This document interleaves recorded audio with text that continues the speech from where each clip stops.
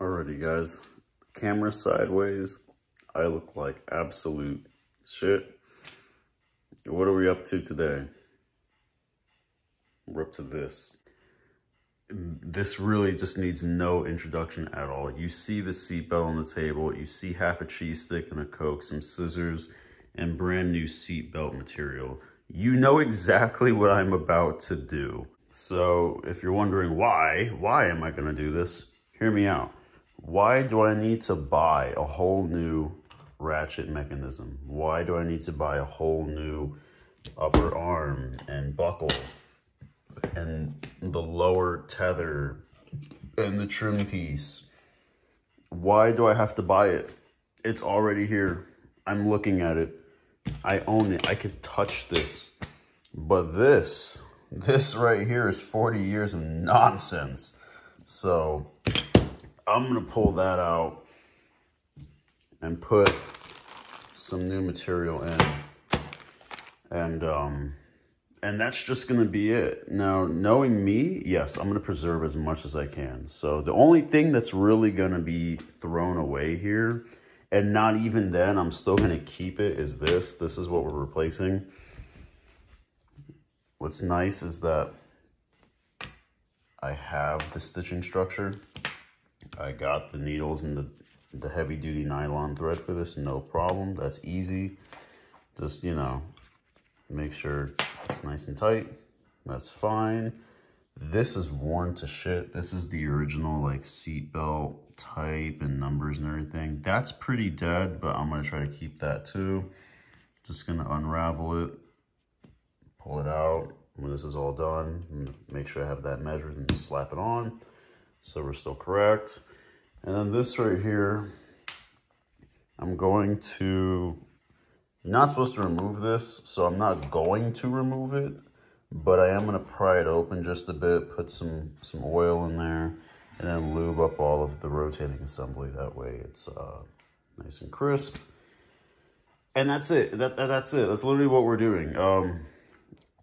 I can't, you remember, this is my daily, and this is supposed to save my life. I don't trust it, and it's not even here. It goes for like a while, so forget that. That's getting thrown, and we're gonna put some new stuff in there. One thing that's for sure, this is a little bit darker than the original belt, so this right here is like the original belt color, and mine is a little more navy blue. I'm not gonna cry over that. It's blue, it's close enough to other bits in my dash. It'll hold my weight if I decide to smack into like a wall or some shit. That's all I need, man. What is cool though is that I can like put everything back and pretty much just put harnesses in the car, which will probably be done at some point in time. This is structural to the chassis of the car, which means that this sounds like a nice place to tether a roll bar. Spoilers for the future. But yeah, there's really nothing else to this. Time to get to work. So I picked up some new needles, some 22 gauge sharps, some new thimbles, and some heavy duty upholstery nylon. What we're gonna do is, I'm going to remove this first. So I'm just gonna literally cut it right here. That way we can free the tether, the anchor. And then once that's done, everything has to go in the same order, which is why I laid it out like this. Because if you reverse this, now the seatbelt's all twisted up and it ain't it. So this has to go back like that. Well, this is kind of the same both ways, but that's gonna go back that way. This little bit will go back on top. This will go facing down, just like that. This part goes facing up. And this one goes facing down. And that way everything will be in the same order. So when we install it, it's not just gonna be all mixed matched and now I gotta like unstitch and unglue that thing again.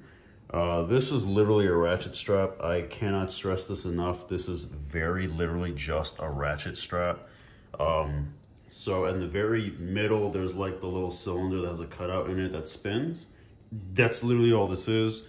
I'm going to completely unwind this and then jam this part right here, which is what locks it back. That way I can just cut it, pull it out, measure it, put a new one back in. I'm going to use a combination of stitching as well as some epoxy, just so that way I can have a strong hold on it on both ends. These don't really have an epoxy in them. They're just stitched. So I'm gonna make it just a hair stronger with that, a little more secure, and should be good to put back in the car. Okay, so completely extended out. This is the tapeworm that we get, and you can see exactly where the wear is. So if we take this guy, put him there, that's where that is. We go over here. This is typically back there. And then you got this kind of right above it because it's just the height. This right here goes right there. Boom. So, where's the wear? It's right here in the shoulder area.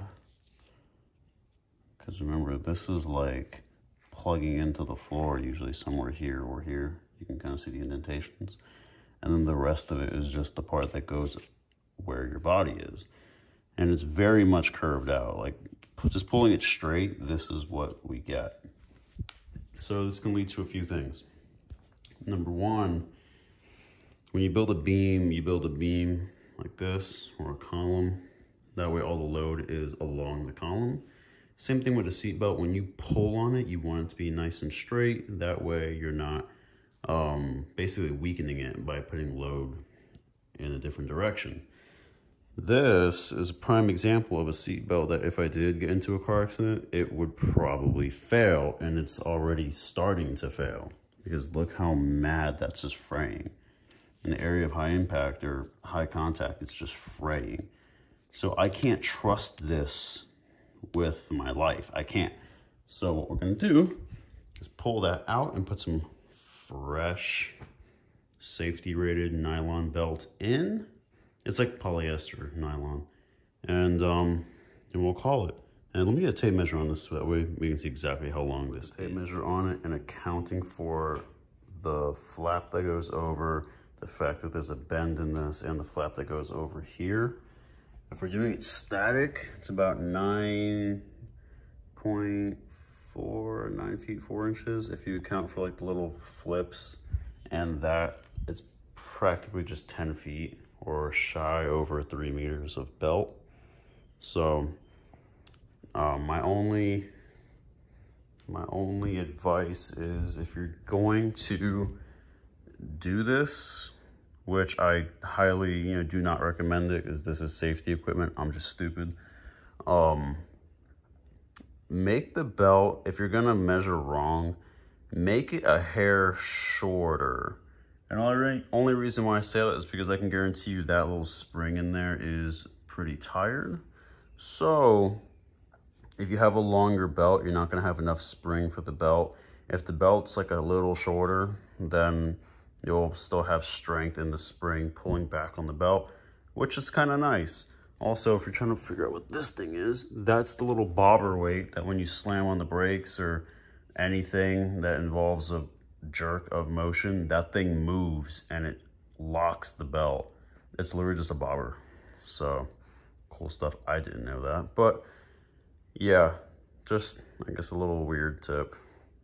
All right, enough bullshit, time to get this done. So right off the bat, I don't think I can stress enough how much nicer the new belt looks. It's so clean. It goes all the way down. And I've already cut it over there. Now, because this is a mixture of nylon and like polyester, this little end right here, you'll notice is really shiny. That end is melted.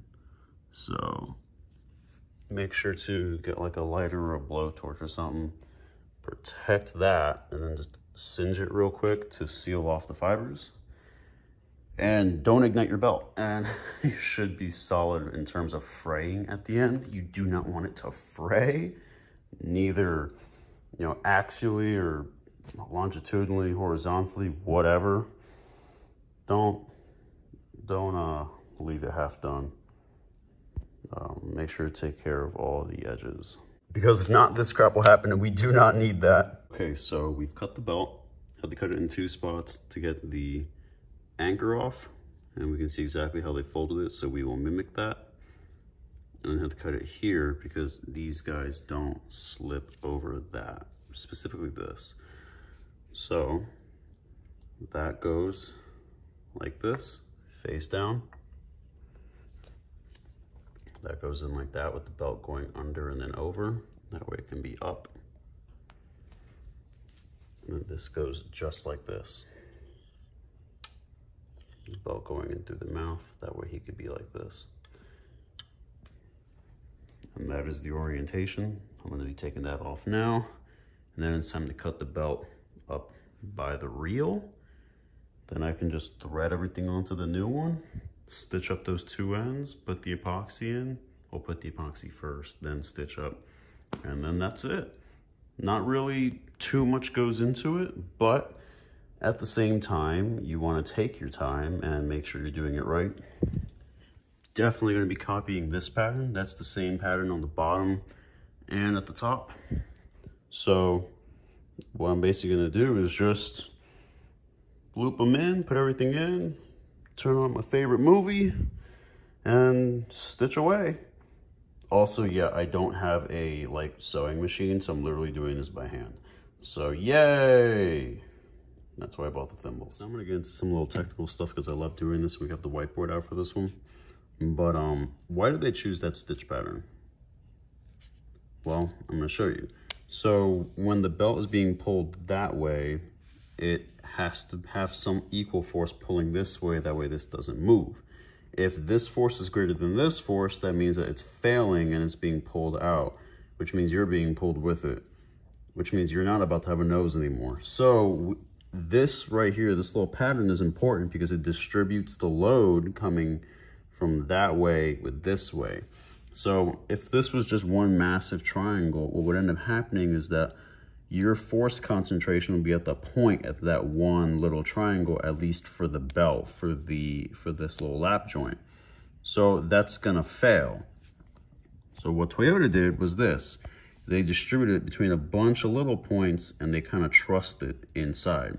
So they pretty much joined it together with a much stronger bond doing it this way than the big way. Why? Because now, let's say if this is pointing this way, that way with 20 pounds, this is going to be also be pulling that way with 20 pounds, but what's happening in here?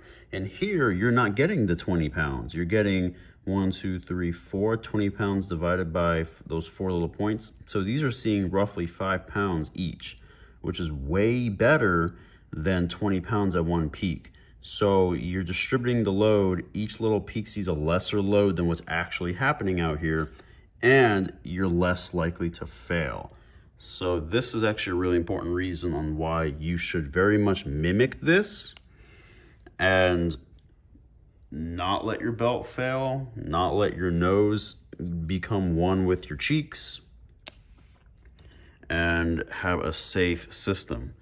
Because if you want to look at what a free body diagram, what that would look like, say we got a little particle there, that's coming out with, I don't know, 100 pounds, we'll say, right? Well, this point right here, we can say is that point right there, 100 pounds that way, well, shoot, I got 1, 2, 3, 4 internal points. So 1, 2, 3, 4, right? If you have some nylon stitching that's rated at 30 pounds, again, it's like nothing compared to what this is actually rated for, but let's say 30 pounds. 1, 2, 3, 4. 4 times what gives you 125? There's 4 quarters in a dollar. Simple stuff. So now your 30-pound joints are more than enough to handle the 25. But similar scenario, we do it again. I'll do it that way. 30-pound joint, 100 pounds. Well, guess what? That 30-pounder is going to be snapping real fast, and so is your neck. So it's way easier to distribute these loads over a bunch of little peaks like this. That way your unions don't snap, your belt doesn't fly out, and you don't go with it. So just a little bit of a safety thing, just the math behind it. I like this kind of stuff. This is why I go to school. I like studying this and learning as much as I can. But yeah, that's just a little important tidbit to keep in mind when doing this. So after a little bit, got some news going on. Got the first one stitched out. It's pretty much on there. So I pretty much just mimicked that. Got it on. Time to slide everything up, do the other half, and then she's good. So after all that work, where'd it leave me? Well, let's take a look. Got the reel looking good. Everything's back on the belt. Belt's looking nice and clean. Got the tag back on the belt, the sheathing, and the buckle. So all that's left now is to slap it back in the car. And here we have the final result. Everything's installed back in. Looks good.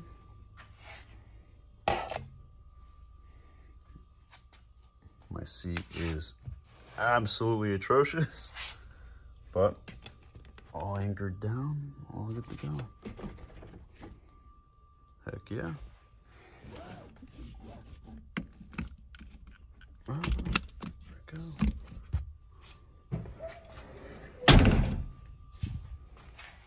Sweet. Now all I gotta do is clean my seat. God damn. But thanks for watching. Just another fun little restoration bit. And hopefully next video we can get some more done and keep her moving forward.